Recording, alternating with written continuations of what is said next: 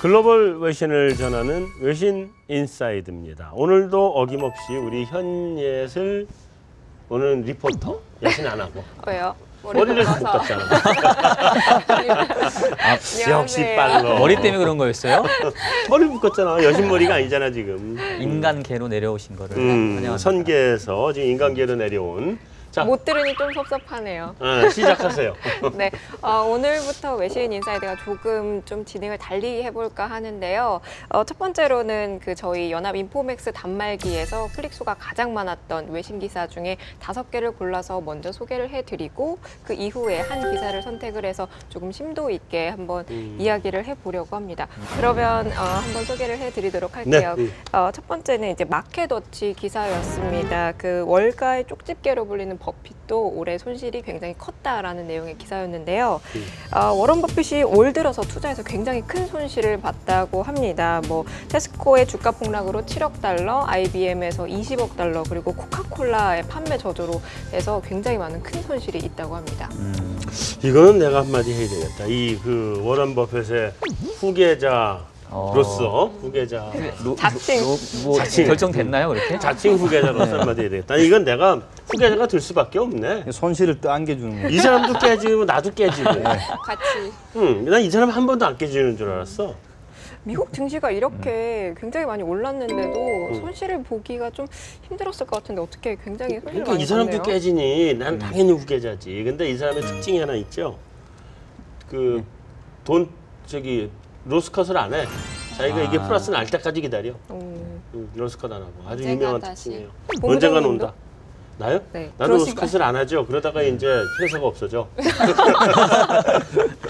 저는 이 기사 보니까 워런 버핏이 이렇게 자기하고 식사를 경매해가지고 이렇게 돕잖아요. 네. 최근 경매 값이 20억 정도 됐던 것 같은데 이거 떨어질 것 같네 이제. 200만 달러에서. 네. 근데 해보시려고. 갑자기 궁금한 게 워런 버핏하고 점심 먹으려면 20억 드는데 후계자인 본부장님과 점심하려면 얼마 들죠? 이렇게 둘이 먹으려면 내가 살게. 아 예. 우리가 돈이 안 돼. 의미대에서. 얻으면서. 오기만 해 내가 살게. 네. 다음 소식으로 넘어가도록 할게요. 4위 기사였습니다. 파이낸셜 타임즈 기사였는데요. 템플턴이 삼성의 지배 구조를 두고 그릇 속에 스파게티와 같다라는 표현을 썼다는 그런 기사였는데요. 이머징 마켓 그룹이 한 말이라고 합니다. 오너 일가가 그룹 전체에 대해서 영향력을 행사하는 그 상황을 꼬집었던 그런 표현이었는데요. 하지만 여기에 대해서 파이낸셜 타임즈 같은 경우는 그 제일모직과 SDS가 상장을 하고 있기 때문에 지금 과거와는 다르게 투명한 구조로 나아가고 있는 그런 과정에 있다라고 평가를 하고 있습니다. 주식회사 역사가 몇백 년 된 자기네들 기준으로 이제 겨우 좀 이제 시작하고 있는 사람들 그 좀 지분 구조 좀 복잡하고 이런 거에 대해서 너무 좀 그런 거 보는 건 있는 것 같아요. 우리도 시간이 흐르면서 이제 어느 정도 이제 그런 식으로 가면서 좀 투명해지고 이런 거지 어떻게 처음 시작부터 똑같이 갈 수는 없을 것 같아요. 미국도요. 1800년대까지는 그 개인 소유였잖아. 개인 소유 있는 거를 강제적으로 뭐 스탠다드 오일 잘라가지고 여러 개 엑슨이니 뭐니 여러 개 잘라버리는 그렇죠. 거고 뭐 그런 거죠. 자, 근데 그때 돈 번 거 저기 락펠러 이런 사람도 굉장히 지저분하게 돈 벌었고 굉장히 지저분하게 돈 벌었어요. 마찬가지 똑같아. 1920년대 들면서부터 이게 그 상속세 무지하게 때리고 다음에 애들이 글로벌화하면서 외부 자금 조달 필요성 늘어나고 이러면서 깨끗해진 거거든. 그러니까 우리도 앞으로 한 100년 후 얘기를 해야지 지금 얘기할 건 아니야. 그러면 파이낸셜 타임즈의 평가는 어떻게 생각을 하세요? 그러니까 그 우리가 이제 조금씩 개선되는 과정들의 일부를 긍정적으로 평가해 준 거는 뭐 좀 긍정적으로 봐야 되겠죠. 근데 이제 이런 변화들이 막 어느 날 갑자기 훅 이렇게 벌어지는 게 아니라 굉장히 시간을 많이 두고 조금씩 바뀔 것 같다는 생각이 들어요. 그럼에도 불구하고 여전히 제목이 뭐예요? 그냥 스파게티라 그러잖아. 파이낸셜 타임즈가 우리나라에 대해서 좋게 얘기하면 한 번도 못 봤어. 스파게티 근데 맛있는 거 맛있잖아요. 맛있는 거 좋게 표현한 좋은 거 아니에요? 아닌가요? 한 실타래 정도 나왔어야 되는데 좋은 것 같아요. 네, 3위 기사로 한번 넘어가 보도록 하겠습니다. CNBC 기사였는데요. 일본의 선제 공격으로 한일 간의 환율 전쟁이 좀 예측이 된다라는 기사였습니다. BOJ의 추가 양적 완화로 인해서 특히 그 한국과 일본 간의 환율 전쟁이 좀 예상이 된다라고 얘기를 하면서 엔화의 약세 속도가 가팔라지면서 특히 한국의 수출에 굉장히 굉장히 큰 타격이 있을 거다라는 지적이 있었는데요. 전문가들은 그 한국은행이 원화 강세를 억제하기 위해서 외환 시장에 개입을 하고 또 금리 인하를 하는 등 좀 여러 가지 그 환율 전쟁에 뛰어들 가능성이 크다라고 이 기사는 전하고 있습니다. 사실 이제 그동안 계속 제가 통화 전쟁, 뭐 환율 전쟁 이렇게 얘기하고 우리 한국은행도 적극적으로 참전해야 된다 이렇게 많이 얘기를 했었는데 참전. 참전. 굉장히 무서운 단어다. 네. 근데 최근에 생각이 조금 바뀌었어요. 이제 우리나라도 금리 정책의 그 여력이 조금 다한 것 같아서 최근에 금리 인하하니까 전세값 오르고 이제 이런 부작용도 있어서 더 이상 이제 일본과 이렇게 맞대응하는 건 좀 힘들어진 것 같고 다른 창의적인 방법들을 좀 우리도 생각을 해봐야 될 것 같아요. 그러니까 일본도 공적 연금 기금 뭐 이렇게 해외 투자 확대하고 이러잖아요. 그래서 우리도 이제는 금리 수단뿐만 아니라 다른 수단을 좀 강구해야 되는 때가 된 게 아닌가. 우리나라는 왜 QE를 안 해요? 못 하는 거예요?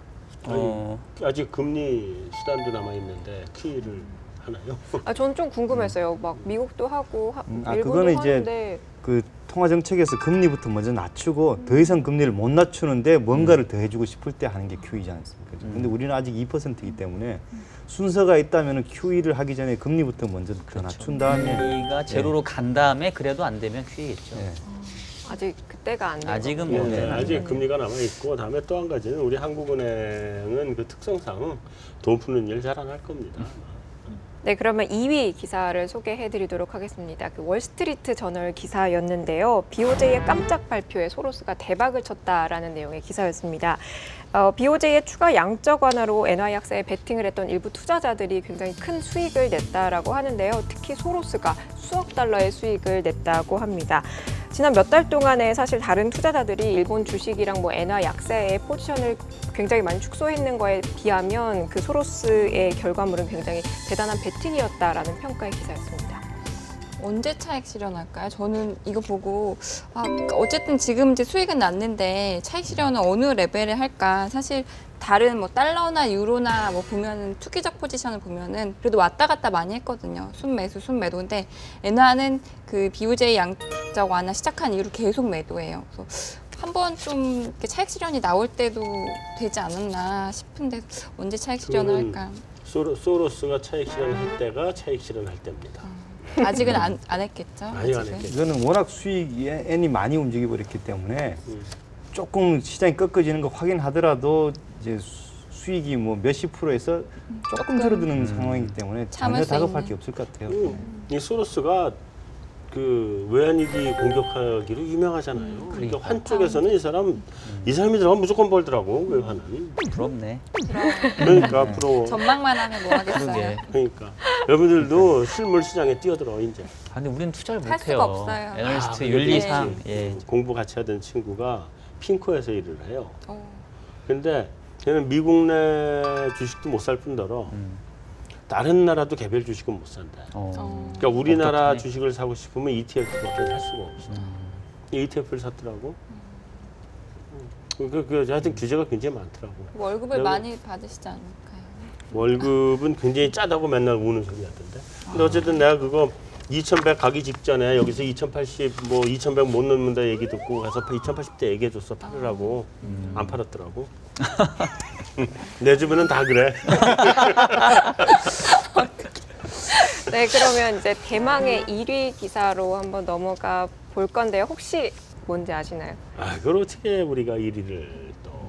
많이 보신다고 하시는데 알겠어. 혹시 한번 찍어 보시겠어요? 뭐 가장 핫 이슈가 최근에 이제 미국에서 선거 있었으니까 그런 얘기 아니겠어요? 역시 박사님 공부 많이 하셔서 네 맞습니다. 1위 기사 역시 네 1위 기사 CNN 기사였는데요. 미국의 공화당이 그 상하원을 모두 다 석권했다라는 내용의 기사가 1위를 차지했습니다.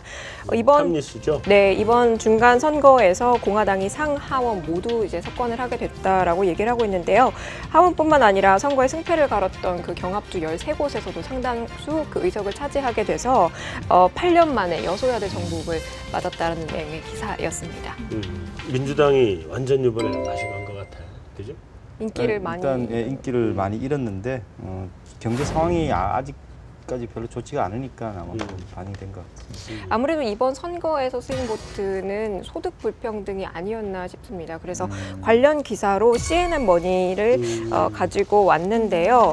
그 소득 불평등이 중간 선거에서 최대 이슈로 떠올랐다라는 기사였습니다.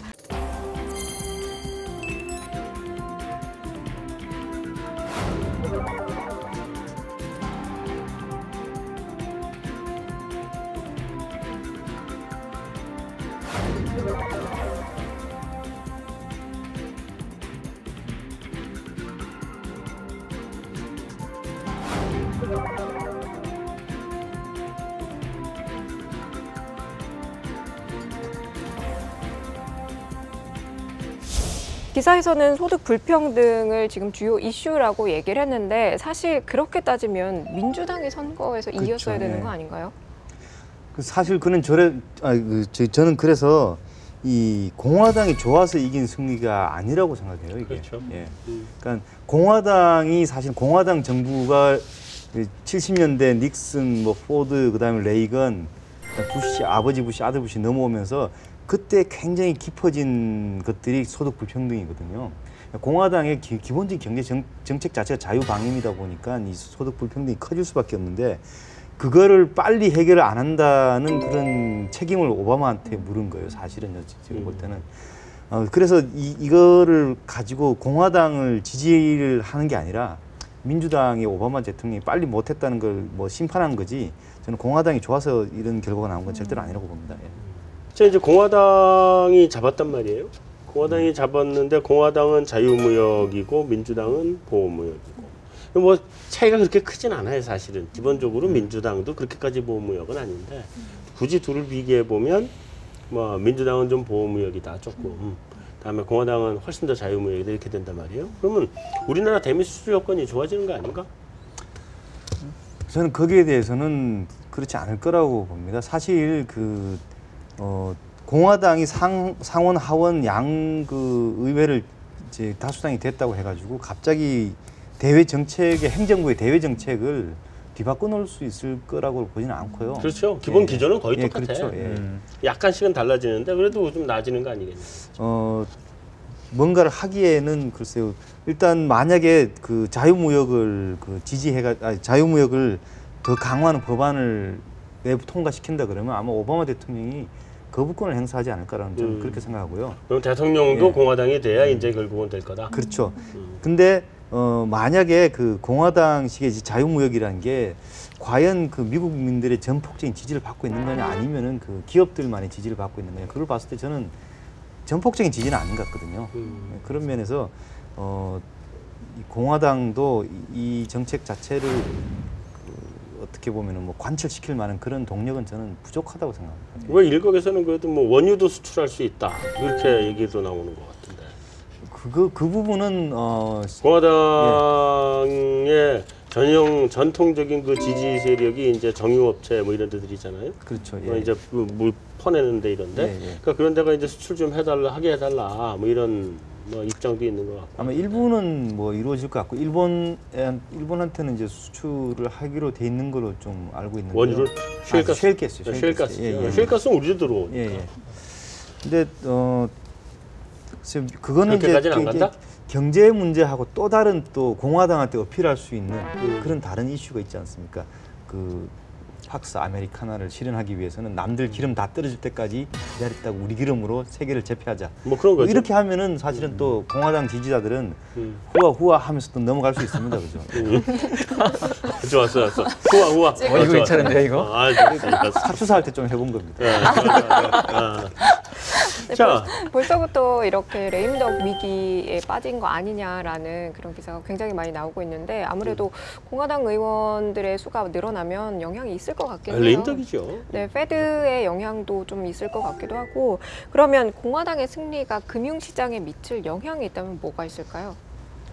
저는 연준에는 영향을 줄 수도 있을 것 같아요, 확실히. 왜냐하면 공화당의 스탠스가 그동안 연준이 이 금융위기에 대응해서 적극적인 통화 정책을 했던 거에 대해 계속 반대 입장이었거든요. 잘못했다. 예. 그리고 제가 보기에는 공화당이 압승하면서 지금 제일 불편해진 사람이 옐런 의장이에요. 왜냐하면 지금 공화당이 이제 상원을 장악하면서 이 은행위원장을 이렇게 추천하게 돼 있는데 그 공화당의 셜비 의원이라고 하는 부분이 지금 유력한 후보인데요. 이분이 어떤 전적을 갖고 있냐면 옐런 의장이 부의장 지명될 때, 그다음에 최근에 의장 지명될 때 반대했던 사람입니다. 그러니까 이분이 이제 은행위원장으로 오면 연준의 시어머니 역할을 할 텐데 사사건건 이제 시비를 걸 수 있고 통화정책적인 측면에서도 재량보다는 준칙을 강조할 거기 때문에 니네 실업률 이렇게 떨어졌는데 왜 이렇게 계속 통화 완화 기조 유지하냐 뭐 이런 그 매파적인 성향들을 좀 보일 수 있거든요. 그래서 연준이 얼마만큼 이제 디펜스를 하겠지만 일정 부분 저는 영향을 줄 수도 있지 않을까 이런 생각은 좀 들어요. 기본적으로 공화당은 시장 만능주의자들이기 때문에요. 공공부문이 개입을 해가지고 어떤 정책을 하는 것에 대해서는 극도로 싫어하는 측면이 있습니다.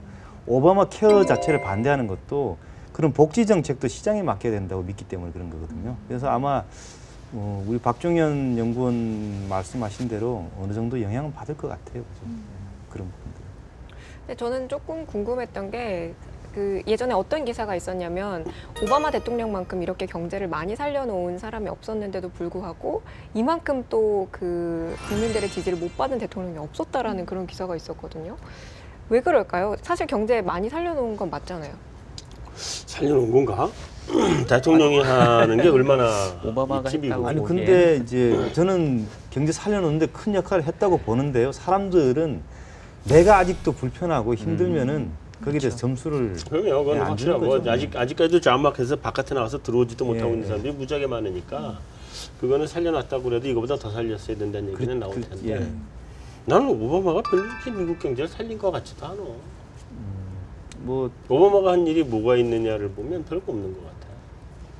대통령이 지표가 큰- 많이 예. 좋아지지 않았나요? 양적 완화를 아니, 용인해 아니 그게 이제 대통령이 한 거냐는 거지. 그렇죠. 오히려 경제 대통령이 한 게 훨씬 더 많지. 그러니까 미국은 그리고 재정 정책이라는 게 그렇게 크지 영향이 큰 나라가 아니잖아요. 제가 보기에는 물론 재정 정책 크게 쓰긴 하지만 누가 대통령이 돼도 국민들은 다 불만족할 거예요. 어쩌면 오바마가 나이가 먹어서 이제 늙어가면서 못생겨져서 그런지도 몰라. 난 요즘 보니까 외모. 처음에 들 때는 잘생겼었는데 외모가 네. 요즘은 많이 못생겨진 것 같다는 생각이 들어요. 왜 삼천포라는 도시가 생각나죠? 아니야 이게 미국은 역대 대통령 보세요. 못생긴 사람 안 뽑아. 이렇게 마무리하기 전에 네. 또 저는 지령을 하나 받았습니다. 다음 주에 있을 11월 19일에 있을 그 컨퍼런스 홍보를 하라는 지령을 받아서 다시 한번 소개를 해드리려고 진짜 하는데 화려하더라고요. 나오시는 분들이 네, 네. 기사로 봤는데. 네, 다음 주 수요일 그 11월 19일 오후 3시 30분에 여의도 63빌딩 주니퍼룸에서 제1회 코리아 트레저리 본드 국제 컨퍼런스가 개최된다고 합니다. 일부에서는 글로벌 채권 운용기관인 핌코의 이머징 마켓 운용본부 아시아 총괄 레이크 스파직과 세계 최대 그 자산 운용사 블랙록의 아시아 자산 배분 솔루션 팀 헤드인 스테픈 헐이 2015년 글로벌 자금 시장 전망과 각 사별 아시아 시장 전략에 관한 이야기를 듣는 시간이 준비되어 있고요. 이어서 2부에서는 이원식 기재부 국고국장의 2015년 국곡채 시장 운용 및 발전 방향에 대한 발표와 함께 2015년 KTV 시장 전망과 발전 방향이라는 내용으로 주제를 가지고 좀 논의가 이뤄질 거라고 합니다. 네, 신청 마감이 얼마 안 남았다고 들었는데요. 관심 있으신 분들은 제가 이 얘기를 왜 하는지 모르겠지만 연합인포맥스 단말기 보시면 팝업창 뜨니까 신청하시고 또 홈페이지 보시면 신청하실 수 있습니다. 참가비는 없는 거죠? 네, 없나? 참가비 없는 거죠? 없- 상갑이 없고 참가비 네. 밥을 밥은 주나요? 안 주잖아요. 그지? 네. 네, 밥은 안 드리는데요. 기념품이 있대요. 아, 밥을 안 주면 참가비가 없는 거예요. 기념품 혹시 그 아깝네요. 저기 메모하기 위한 펜 뭐 이런 거 아니에요? 곤란한데. 뭔지는 얘기 안 하겠지만 네. 자 시간이 오후 3시 반이기 때문에 장이 끝난 시간이고 여러분들은 안 갈 핑계를 댈 수가 없습니다. 장 중이라 못 가면 되는 핑계 못 대니까 다들 가시죠. 알겠습니다. 네, 뵐 수 있으면 뵙고요. 거기서 만나서 밥은 내가 살게. 아, 진짜. 밥은 내가 살게. 63빌딩 네. 뷔페에 먹는 거. 아니 63빌딩 뷔페는 좀 안 되고 그 저기 맨하탄 호텔 옆에 있는 정인면옥이라고 아, 63까지 갔다가 거길 또 왜 가요? 좀 먼데요. 좀 멀어? 그럼 오지 마. 나 혼자 가서 먹을게. 혼자 가서 먹으면 되지 뭐. 자 여기까지로 마무리합시다. 수고했습니다. 네, 수고하셨습니다. 네.